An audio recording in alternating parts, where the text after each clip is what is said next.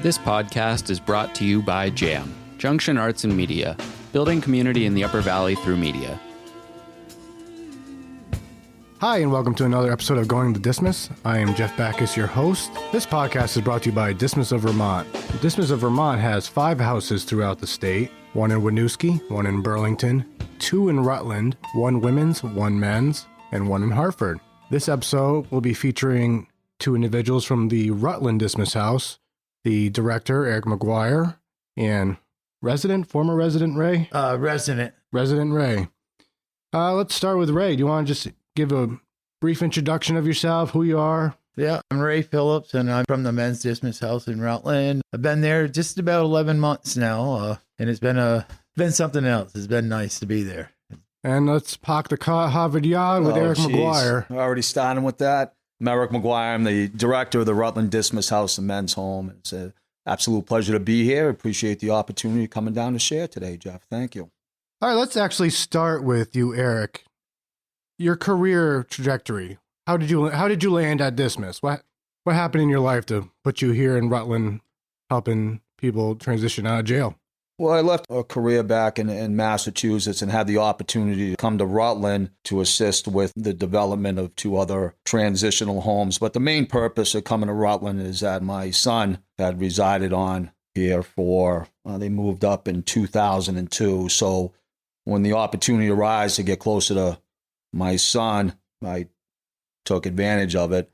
And then to have the opportunity to help implement and develop a couple of transitional homes in Rutland. Unfortunately, they're no longer around, but I believe they provided great opportunities for individuals coming out of incarceration, and I will always hold those at a high standard. That I believe we did outstanding work and really filled a much-needed void within the state as well as the community. To have the opportunity to come over to Dismas allowed me to continue in the trajectory path of serving individuals coming out of incarceration, and also having the opportunity to work for an outstanding agency in the Dismas of Vermont. I truly believe in their mission, always have, even running the other programs. I think back to the wonderful collaboration that those programs in Dismas had with serving the individuals, helping them to, transition if it was between the 2 programs. And I a lot of great work came out of it. So it allowed me to continue doing this, working with individuals coming out of incarceration, dealing with the challenges of getting acclimated back to the community, and doing the best I can to provide the resources to those individuals. I truly enjoy what I do. I consider it an honor and a blessing to be able to serve Dismas, but more importantly, to serve the individuals and to serve the community of Rutland. Ray. They call you Preacher. That's your nickname. Yes. Well, first of all, I met you a few weeks ago at the Rutland fundraiser, the Putt-Putt tournament. And up till about 5 minutes ago, I didn't even know your real name. It was Preacher. What's the background behind that? What's the story, how that came to be? Well, his name was Hank. I got many names. Preacher is one of the better names that I've been given. That started about 3 years ago, the Preacher. I've battled with addiction since I've been 10 years old, so 40-something years battling an addiction. And I had finally, one day, had gotten sick of it about 3 years ago, and I left this place after being up for about 7 days, and I pulled over the side of the road, and I prayed to God to take me out of this, because if he didn't, I was going to do it. And so I ended up, the day I prayed that prayer to ask God to help me out of this, I said, do whatever it takes to get me out of this. I can't do it any longer. I just want to end my life. And that same day, the feds had wrote a warrant for my arrest, the day I prayed that prayer. Never been in trouble before in my life with the law, other than like a little speeding ticket or something like that. Nothing that was, damaging on my career or anything like that. But as I prayed that prayer, they wrote a warrant for my arrest, and they picked me up 3 days later. Never being arrested before, here I am. I'm going to federal pen, and I'm scared to death. And I met this gentleman in the paddy wagon as we're headed to the federal pen, and he's trying to calm me down because I'm scared. All I know is what I saw on TV, and I was scared to death of what was going to happen to me in there. I didn't think I was suitable or strong enough to handle it. As we got in there, by the time we got all settled in the pod, we got lucky. I got in the same pod as this gentleman that was in the paddy wagon with me. We ended up sharing our stories a little bit. And I had lost my dad 4 days before my 10th birthday, and he lost to a tractor trailer accident. And he lost his mother when he was 15 to an automobile accident. So we had something in common. And then as we talked, I ended up, I'm a believer in Jesus Christ. And as we were talking, I asked if I could pray for the both of us. He said, yeah. So we ended up that, and he gave me the name preacher then. And so throughout my time, my short stay at the pen, we ended up having Bible studies there and stuff, and people started gathering around, and he gave me the name preacher. And he was headed out to rehab about 2 weeks before me. And he went to the rehab. I ended up going to the same rehab as that he went to. And when he got down there, he told everyone the preacher's coming. And so when I got down to Valley Vista, he ended up introducing me, and the name stuck. Well, I can think of worse names to be called. Oh, I had plenty more that were worse. Eric, where did you meet Ray, preacher, and just what's been your general experience? I met Ray back in, 2015, maybe 2016. We met originally at one of the local churches in Rutland. I want to say it was about 2016. All of this came about in regards to Ray coming to Dismas houses. Ray will share that nuances to that story, but he was running into some struggles, and he had reached out to Tracy, the director of the Turning Point. She reached on out to me, and I said, well, why don't we see what we can do to help? And I can give him the offer to come on into Dismas to help with some of the stability and, getting some things back on track as soon as he completed time at Valley Vista. So to be able to rekindle that relationship, so to speak, and reluctant, the drive down to Valley Vista, that's kind of how we rekindled our relationship. So why don't you share more of the nuances onto that? But I had been working, like I said, I got arrested, and then I went from the pen to Valley Vista, and from Valley Vista back to Rutland. And I was living in Fairhaven with my mother, and I was spending a lot of time at the Turning Point in Rutland. And I ended up going with the Recovery Vermont Academy and I became a recovery coach. And I was about a year and a half sober, working in recovery. And then this COVID come along. I ended up getting the COVID. Then I got the flu. Then I got strep throat. Just sick of feeling like crap. Of course, I wasn't staying in contact with my people at the Turning Point. I wasn't doing the things I was doing prior in that time of having that year and a half clean. And I used again. And at this time, I'm also in federal drug court. So I ended up going AWOL in drug court. So now there's a warrant for my arrest again. And I'm staying hid. And I was out there for about 2 weeks. And I was about 5 days into it. I knew this wasn't what I wanted. I didn't want to do that. I really enjoyed the recovery. And I would pick up the phone to call my mother or call the Turning Point. And when they'd answered, I'd hang back up because of the shame and guilt that I carried. About 14 days into it. And I finally picked up the phone in the morning, like 8 in the morning. And I called my mother, said I had to talk with her. And I said, but if you're going to yell, conversation's over. And she said, okay, come on over. Little did I know, the marshals were already at her house that day looking for me. And they had said that there was a warrant for my arrest. So she was contacting me to contact them. She gave me the opportunity to do that so she didn't have to call on me. So, and I did follow through with that. And this was on a Friday. And they says, well, there has been a warrant. And I told them I was trying to get it back into the rehab. They said, there has been a warrant for your arrest, but we will not come and get you. You follow through, try to get it back into rehab, and we'll talk to you on Monday. be aware there's a warrant for your arrest. So if you have any altercation with the law, you will be arrested at that time. Just so happens to be, I go by the local cop, and he know me, and he picked me up. So I got thrown in the jail. Here I am. Like I said, I don't have a lot of experience in jail. My lawyer reached out to me, and she was wonderful. She said, every time I make progress, I'll call you and let you know. And I'd had some days where she called 3 or 4 times a day, every little bit. So I says, if you can get a hold of the turning point, they're trying to get me, what are we going to do to get you back into rehab? And I knew it was too far for my mother to travel to bring me.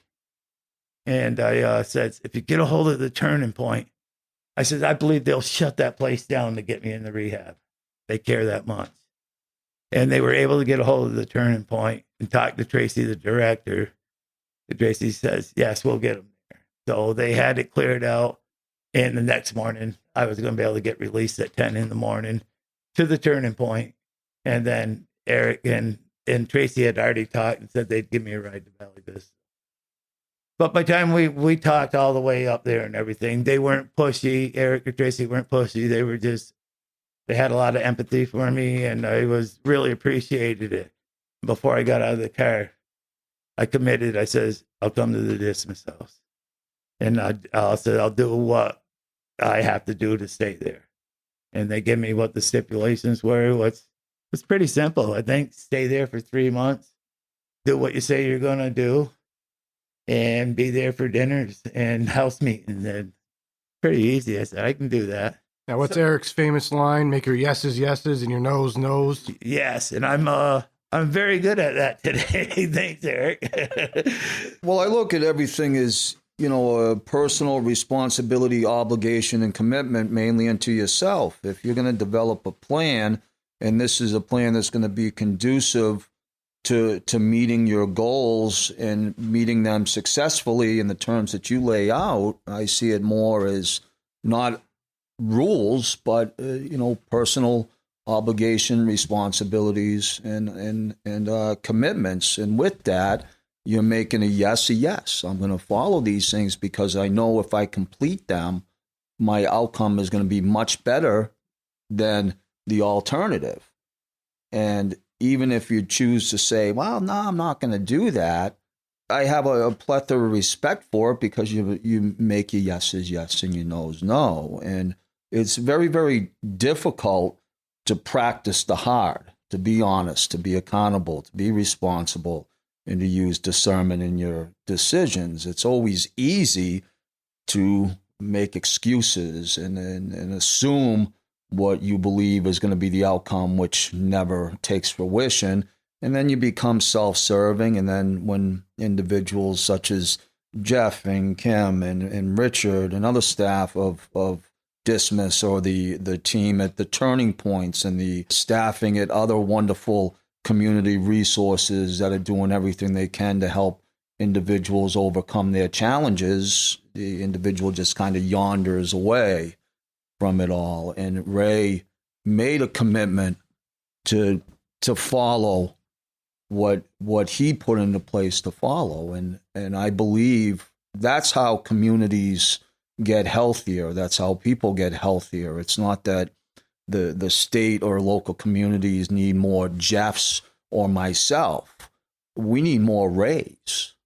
That's what's going to make a community healthier, is when individuals express, this is what I did, and have turned away from that lifestyle and are now on a path of giving back to others that are in the same position. You should be commended for that. I appreciate that very much. And that brings me to the Stomping Out Stigma that we had last week that the Turning Point promoted. And people in recovery do recover if they are given the opportunity and the supports that they need to do so, which has been fantastic. I've been able to achieve a lot of different things. It's like my bills are paid on time. It's like there's money. I've always got money. It's not like I've got lots of money, but there's always money in my pocket, where there never was before. When I was making extremely well wages back in the day, and I never had a dime. And now I make basically minimum wage, and I've always got money. but it's because I'm doing the right things. I'm being accountable to myself, the one that really counts, to me, doing what I say I'm going to do. Being back, since being at the Dismas House, I got plugged back in with a Turning Point. I'm down there. I was volunteering down there, but as of July 5th, I actually got hired down there. I am a recovery coach at the Turning Point Center. That's terrific, yeah. I get a lot of opportunity to pay back and let some of the people out there that are in recovery that come in and see this. It's really great that a lot of them that know me from the community, how long I was and how bad I was, and they see me where I'm at, and it gives them so much hope that there's a chance that they can recover also. And that's a nice segue for me. I want to back up. You said that your addiction started when you were 10 years old. Can you just give a little background information how this all kicked off for you? A couple of weeks before my 10th birthday, there's beer in the house and alcoholism in the family, so I knew a little bit about alcohol. And I fell to the drinking, and from drinking, it progressed really fast. I picked up, it went from drinking and pot, then it didn't feel better because you didn't feel anything. Nothing at all, spiritually, emotional, physical. There was no feeling at all. It just continued on that. I ended up becoming a workaholic at a very young age. It just continued. How vital is having a sense of belonging to long-term recovery? The support team I got with the Turning Point Center, it's like I kept saying, the Turning Point saved my life.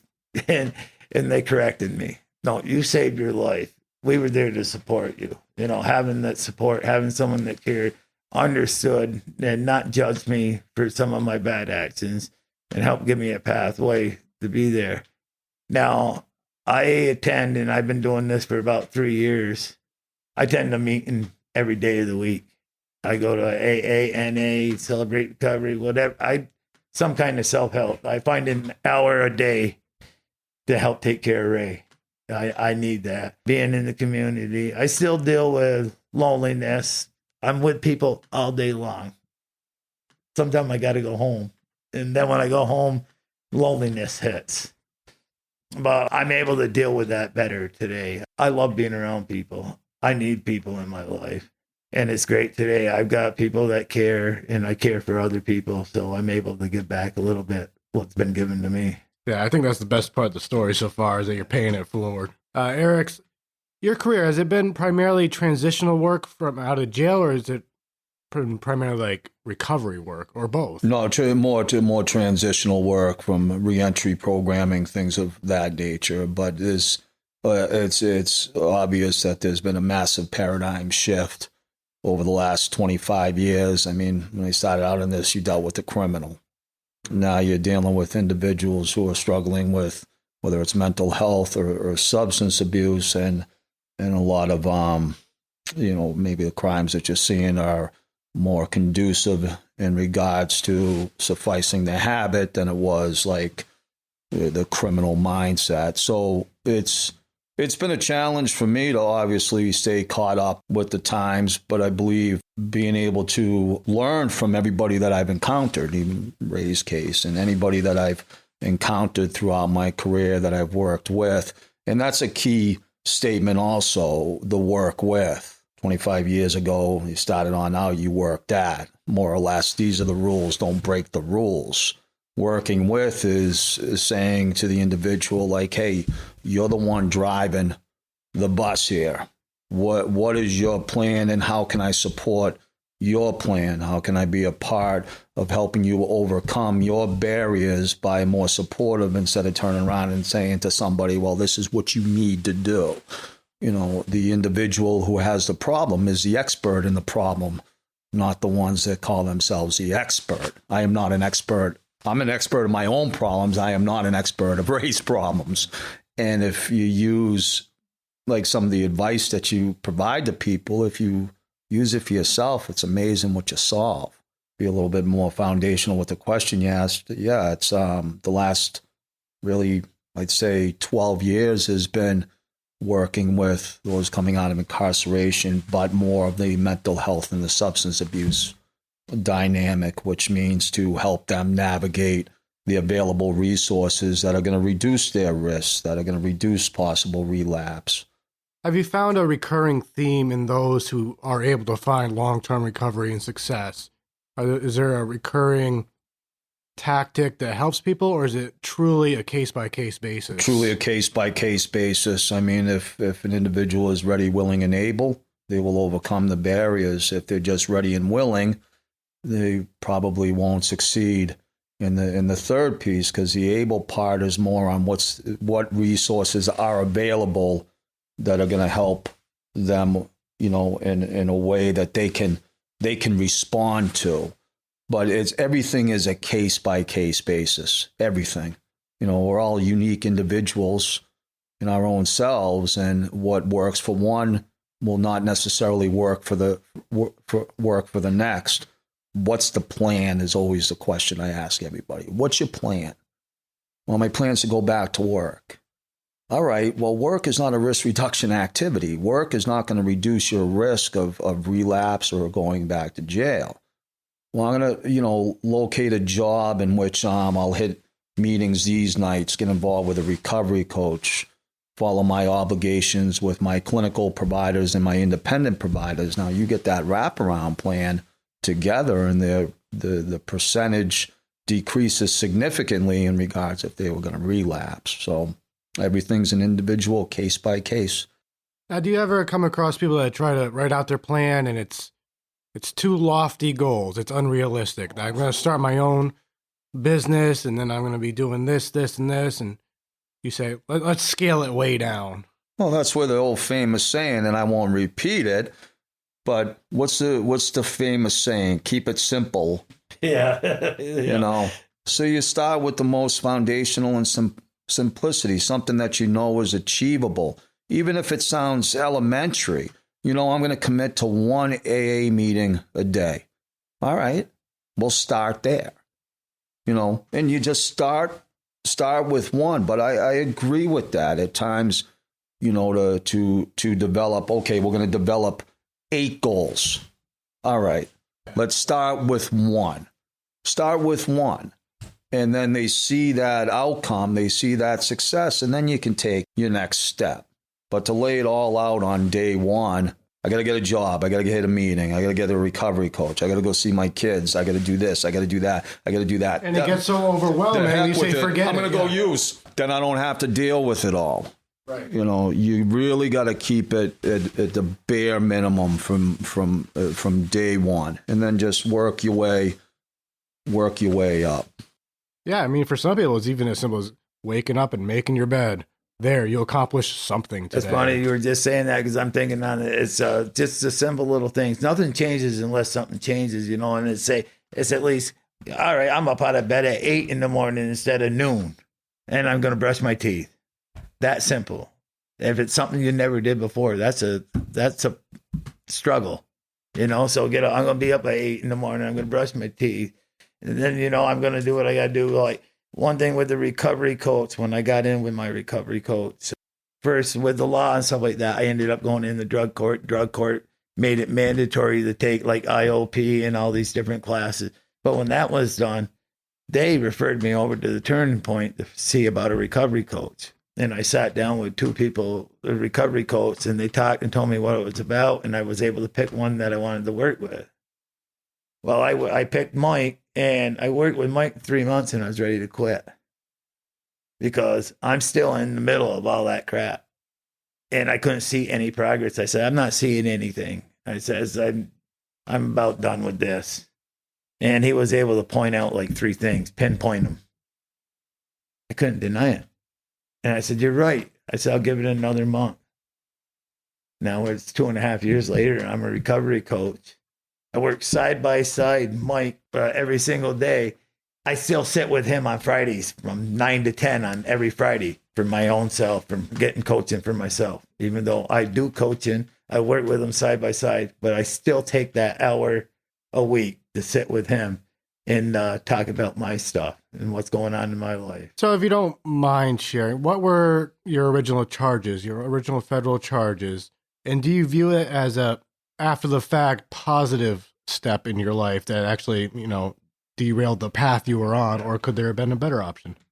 I think it was the best. I prayed and I said, whatever you have to do to take me out of it. It wasn't my choice, but I was willing. I said, whatever you have to do. And that was good. I got charged for 3 sales of crack cocaine. That was supporting my habit. I wasn't really into sales. It was just I needed more drugs. And it's the best thing that's ever happened to me. I couldn't make that commitment on my own, but when I had them on me, and now it's easy for me to do the next right thing. It's, last Tuesday, at the end of the day, it was really amazing.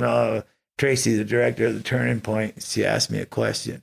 Now there's 8 of us down there to do coaching. And she says, why does everyone that walk in that door come in asking for Ray or preacher? And I did not have an answer. But later on that night, I'm headed to a meeting and I got the answer. What was talked about at the meeting confirmed what it was.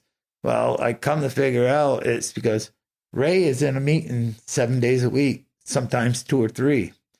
So people in the recovery community, they see me out in the public in all different places working recovery. And the other people that work there aren't at these meetings. So that's why they come in and see me, because they see me in the community, working in recovery, seeing my life being restored, seeing me go from miserable to extremely happy. And that's what they tell us in the meeting. Don't come to meetings, find someone that's got what you want. So they come through that door looking for someone that's got recovery. And that's great. I mean, you're becoming the face of recovery more or less in your community. Yeah. I think that's just absolutely amazing. I wouldn't advocate that jail is ever really a good thing, but in this instance, it was a positive step for you and helped you get your life back on track. Eric, I know you run a group inside the jail now to help people start the conversation for transitioning out. Mm-hmm. And what is your takeaway from that? I'm sure you see both ends of it. People are ready to start taking positive steps, and people are just looking for free coffee. In a nutshell, the Reentry Initiative is just providing information and tools to what is available for resources in Rutland County. About a year ago, we got all the information of all the providers and so forth and put it into a small booklet that I'm able to hand out to those that come down to the group. And in there, it's got, information of whether it's a maintenance provider, psychologist, recovery centers, IOP groups, the Community Justice Center. I mean, a well range of resources that, I tell them all to take advantage of. Take this as an opportunity to develop your plan, put together your resume of exit. That way, when you do put in, applications for transitional housing providers, it's great when you got a little resume built of saying like, oh yeah, I was on at the reentry group and, I was listening to some of the things that were being provided on out. So my plan is, if I get the opportunity to come to Hartford Dismas House, is to utilize the White River Junction turning point. I see that there's a provider on over here. There's a plan put together that they can start to implement. Most that are coming down there are probably just coming on down there because they're finally out of their cells after the COVID, which is great. But the majority of them are very, very appreciative that we're in there just sharing information. But we can only put together so much. The idea is when you walk on out to put it all together. It was interesting because a couple of weeks ago I had a conversation with Tracy in regards to like the groups and the recovery coach, and she kind of sees the same thing. When they release, you don't necessarily always see them gravitate literally 2 blocks from the facility. Off they go. But the point that I expressed to her is that we should be celebrating and be grateful for, even if it's just 2 out of 10. Now, this is a question for both of you then. Do you see any telltale signs of somebody who is A, ready to make the effort and try a healthier lifestyle, or B, someone who's just not ready yet? For me, it's if you're doing an interview and they start to express their plan, I mean, laying it on out. No, and I mean, it's kind of like, well, something, you may be on to something here. That kind of, to me, shares you have a willingness and you're ready to want to make the changes in your life. If the individual just turns around and says, I just need to get out, Okay. What I see like that, if an individual come up and they start asking different questions, that usually gives a sign that they're having thoughts about making. Remember, if nothing changes, nothing changes. So they're already changing their thought pattern. And if they can start thinking about, well, how's this work? If someone's asking, how's this work? Or how many meetings do I have to go to? Well, everyone's different, like on a number of meetings. Some people can get by with one meeting a month. I like to do one meeting a day. Do I do it every day? No, sometimes life is busy and I can't make every day, but some days I can make two. For me, a meeting is as valuable as my blood pressure medicine.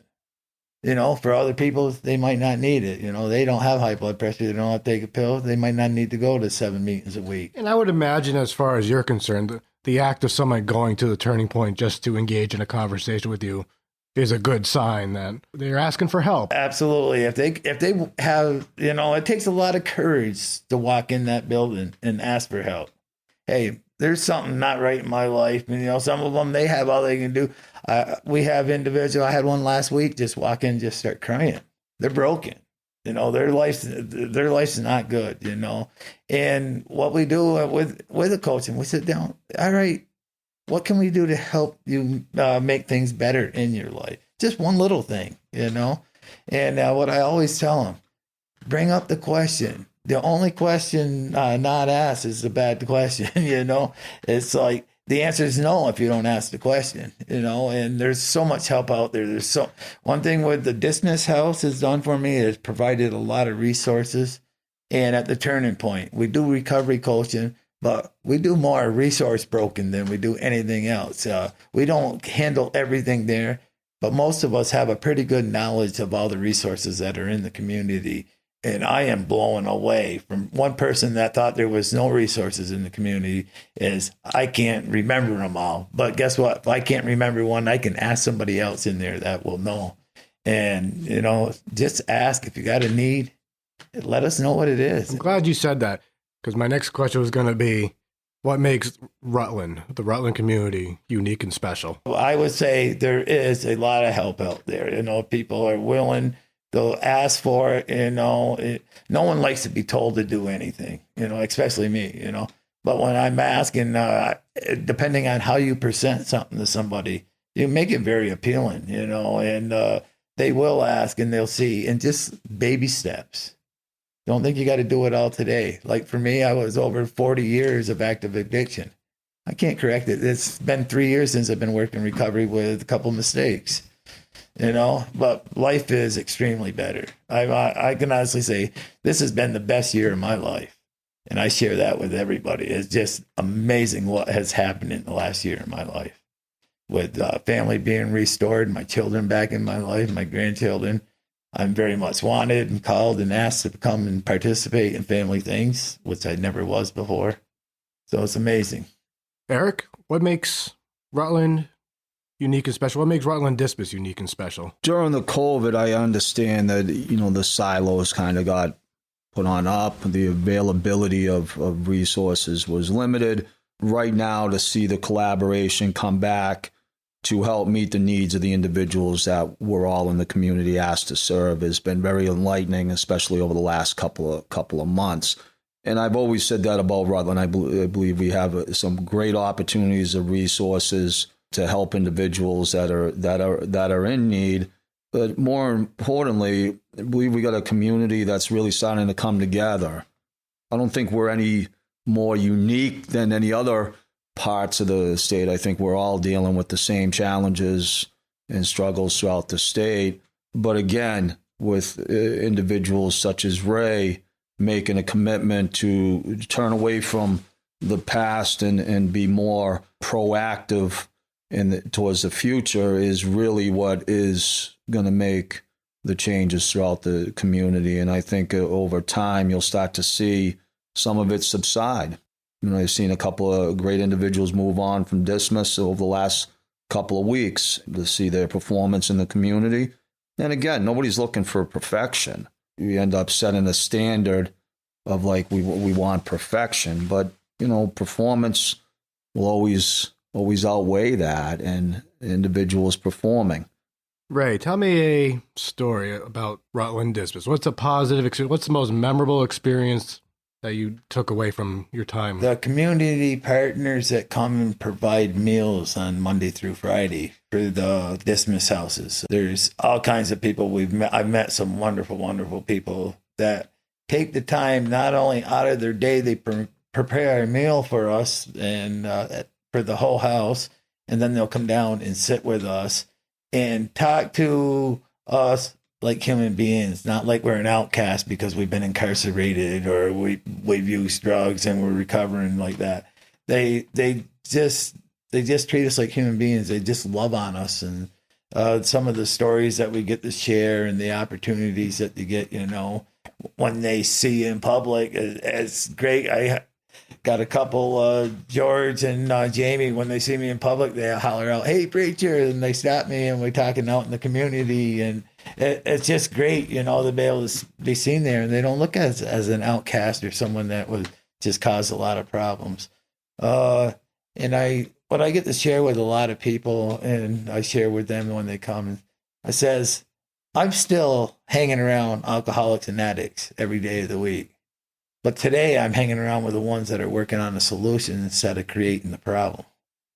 And it's nice to be able to do that. And they have so much respect for us. And it's just wonderful. I can't say enough about the people that come into the house and share their lives with us.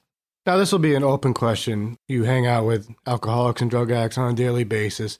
Is there a story of adversity where things did not go well in the house and we had to deal with it appropriately, but it brought the remaining housemates together? We did have an individual literally went into a drug-induced psychosis in the house. It was pretty intense, and I received a phone call about 12:30 at night. And when I arrived, law enforcement was already there. We got the individual settled down and so forth, got him into the services that he needed. I went back and I looked at the camera from the incident and so forth, and to see the response of a couple of residents that came down and were giving them water, trying to keep them calm. And, that to me was amazing. I never witnessed something like that before, because usually the response previously would be everybody just scatter, to stay out of it and so forth. But to see the compassion of these two other residents, or work with him, keeping him calm, and getting him out to where we could get him the help that he needs was rather amazing. It certainly doesn't negate the fact on how all of this occurred, but it was more the response of those that weren't involved. Nobody was looking to hide anything. So I can attest to that story. Those are going to occur.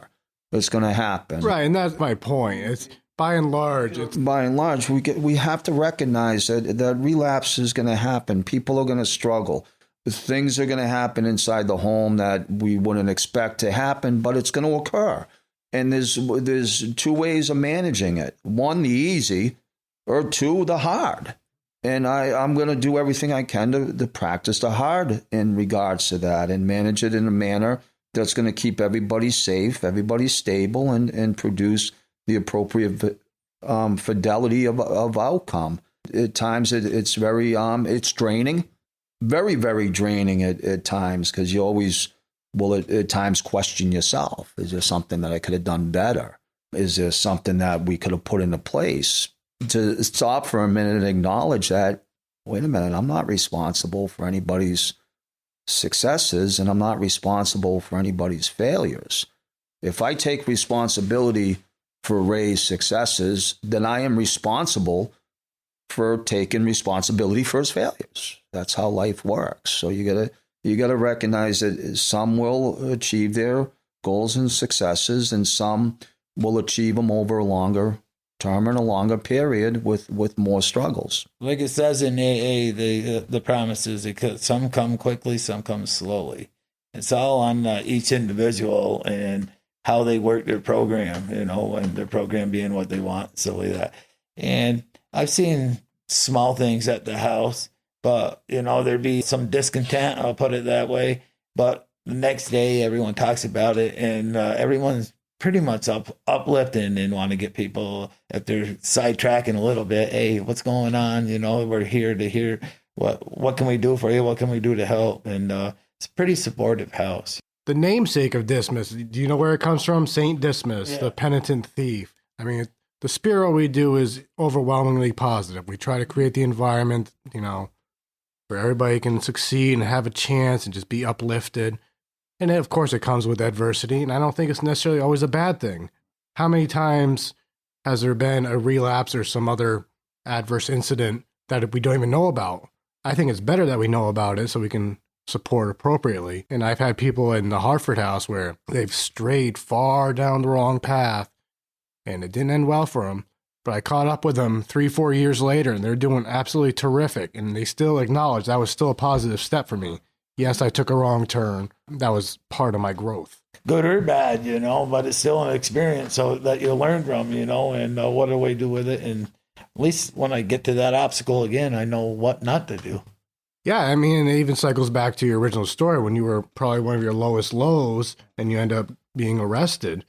And you now look back on it and say, thank you. I think that's absolutely amazing that you're able to reflect on it and just have that perspective on it. And I still pray every day for the willingness to be willing. I got to be willing to change. I got to be willing to listen and willing to do the work. It's all about willingness. And what am I going to do with it? Well, it's the same thing. The ripple effect goes both ways. This is the circumstance, the stone that was cast that started this cycle.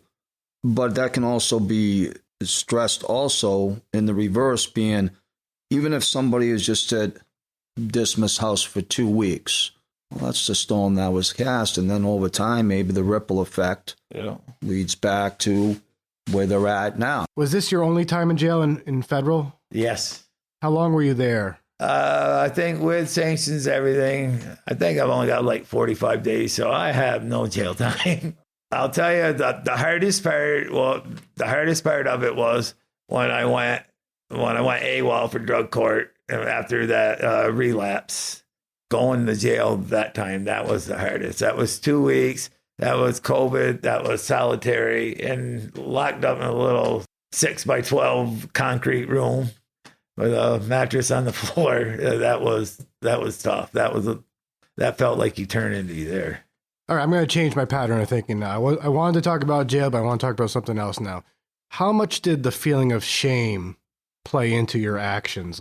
The shame let in big time. I mean, I was into it like 5 days, and I pick up the phone. I literally pick up and start shaking. And when they answer the phone, hang back up. It's like, I let my mother down. I let the turning point down. I let everybody down. No one's going to understand. They're just going to cast me out. The shame is just so powerful when you're in this active addiction. To get up and to walk through a door to go to a meeting or pick up the phone and ask somebody, it almost feels like impossible thing to do. So now you here today as a recovery coach, if you could call yourself back in time, what would you have told yourself? To the past you standing there feeling shame, shaking with the phone, what advice would you have given yourself? I would say that's all right. I don't look at now as I go back on that. A lot of people will say, well, I lost all that clean time. I didn't lose that clean. I still had that clean time. That's still there in place. I have this little 2-week stint that I went out there and I do, all right, what happened? What did you do in here? What didn't you do? First of all, Ray didn't pick up the phone and call for help. And all I had to do was like that. But there was a part of me inside, I think they wanted to use one more time. I knew if I did this, but if I picked up the phone and called them at turning point, they're going to tell me not to use. I didn't want to hear that. You know what I mean?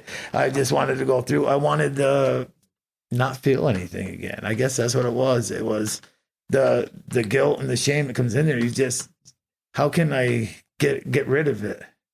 The only way I really could get rid of it is pick up, make the steps, make the phone call, show up when I make an appointment to go see somebody and talk about it. I found out now, if I talk about something, no matter how bad it is, I can usually get through it. I definitely can get through it without using. Say someone is sitting in jail, they have release pending in the next 2 months. They're listening to this podcast right now. What advice would you give to them to start mentally preparing for sustained success? What's your plan? Simple as that. And the plan needs to be something that hasn't been developed previously. And what I mean by that is prioritize also the plan. What's the priority? Take a second to critically think through what your priorities are going to be when you're released. See what resources made available, the players who are in the community that you're going back to that are going to be providing the support, and don't use and don't identify as an addict or a criminal. Part of Ray's successes also have been that he doesn't identify as a criminal or an addict. You just heard him express he identifies as a father, recovery coach, loving husband. If you identify through those mechanisms, then you will base your decisions upon that identification. If you identify as an addict, you're going to make decisions based upon the addict. All right, Ray, to close out this podcast, you've changed your self-perception as Eric just explained. What's your plan now? I got to continue doing what I'm doing. And just entering on what Eric was saying about the identify, I go to the Serenity House every Wednesday. And when I ask the people to introduce themselves, because they are almost obligated to have to say they're an alcoholic or an addict. And I ask them, identify yourself as your name. You're a human being. You're loved. And mine is just to continue working with my higher power, asking for guidance and being willingness. Thank you, Eric. Thank you, Ray, for being on this podcast today. I think we had a lot of fun. Thank you to all the listeners out there listening to this episode of Going to Dismas, brought to you by Dismas of Vermont. You can learn more on our website, dismasofvt.org. Thank you for listening to this Jam podcast. If you have found this program interesting and would like to find more Upper Valley content or learn how to produce your own media, please visit us at uvjam.org. That's uvjam.org.